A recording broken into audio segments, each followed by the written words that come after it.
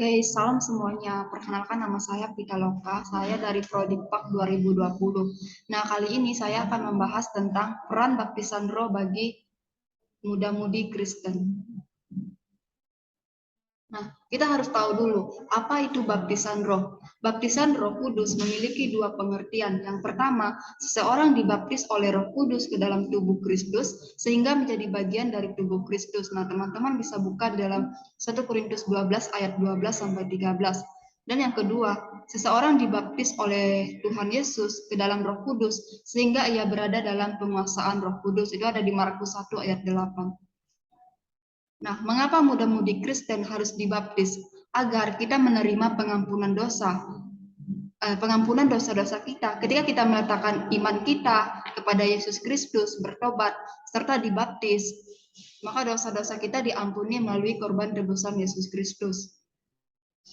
Nah, apa tujuan baptisan Roh Kudus bagi muda-mudi Kristen? Yang pertama, Roh Kudus senang bahkan mau memakai muda-mudi Kristen karena potensi terbesar ada dalam diri orang muda Kristen. Nah, tujuan baptisan Roh Kudus itu bagi muda-mudi Kristen adalah agar Roh Kudus itu senang.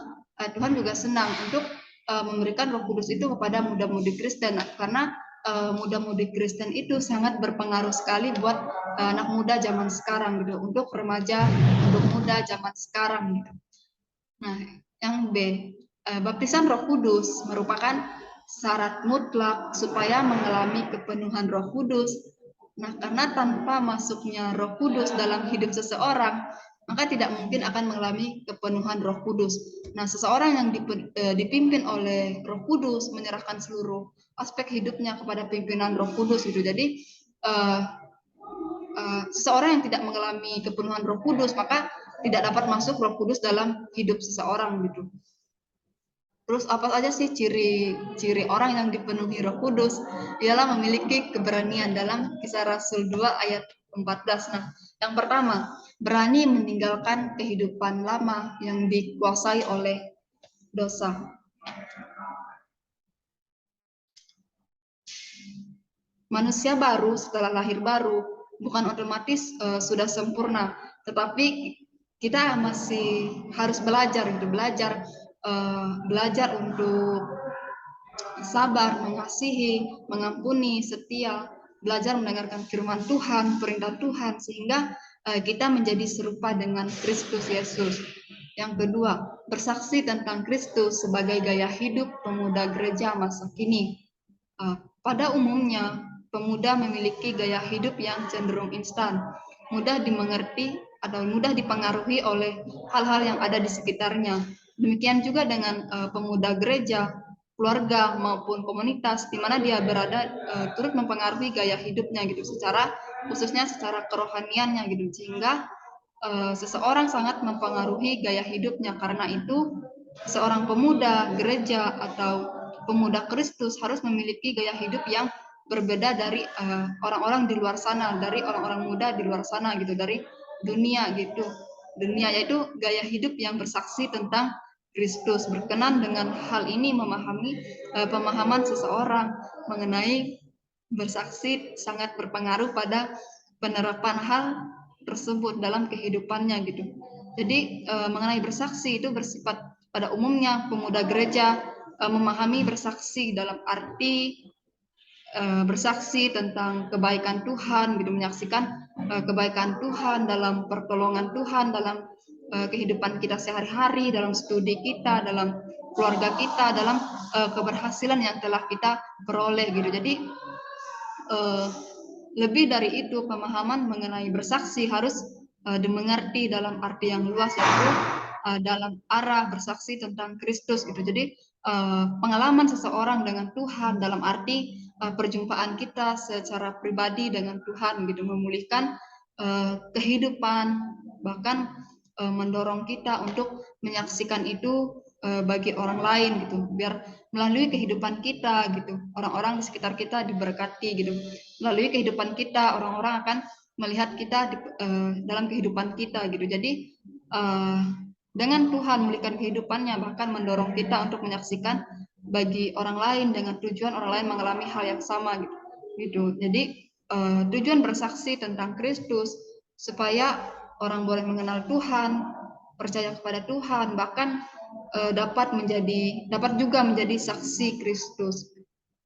Terus yang ketiga, berani untuk tampil menjadi saksi Kristus baik melalui perkataan maupun perbuatan. Nah, sebagai pemuda Kristen, kita harus berani tampil beda gitu dari pemuda-pemuda di luar sana gitu. Jadi kita harus berani untuk bersaksi tentang kebaikan Tuhan di dalam kehidupan kita gitu, biar melalui kehidupan kita banyak orang-orang yang mengenal Tuhan Yesus gitu, baik itu melalui perkataan kita sehari-hari, baik itu melalui perbuatan kita sehari-hari gitu. Terus yang keempat, taat pada Allah. Sebelumnya telah dikatakan bahwa Roh Kudus adalah Allah sendiri.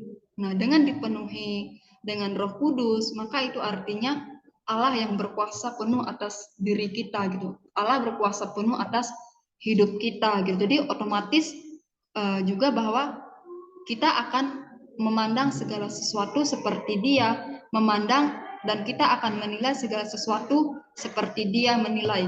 Apa yang menjadi kehendaknya akan menjadi kehendak kita, dan kita akan digerakkan untuk melakukan segala sesuatu sesuai kemauannya. Dan inilah salah satu ciri orang yang dipenuhi dengan Roh Kudus, yaitu mereka akan taat pada segala perintah Tuhan, bukan lagi karena terpaksa, namun karena jalan pikirannya sama dengan Allah gitu. Jadi saat Allah memenuhi diri kita melalui Roh Kudus, maka Dia akan memimpin segala hal yang kita lakukan gitu. Dia akan memberikan hikmat dan kebijaksanaan atas segala sesuatu yang benar gitu. Nah, selain itu di dalam 1 Yohanes 4 ayat 8 dikatakan bahwa Allah adalah kasih, dan pada 1 Yohanes 4 ayat 20 dikatakan bahwa seseorang merupakan seorang pendusta apabila mengaku mengasihi Allah tapi membenci sesamanya. Apa yang dapat kita ambil dari kedua ayat ini, yaitu seseorang yang dipenuhi oleh Roh Kudus akan melakukan segala hal sesuai kehendaknya, dan itu artinya dia juga akan mengasihi sesamanya seperti yang diajarkan Allah gitu. Dia tidak akan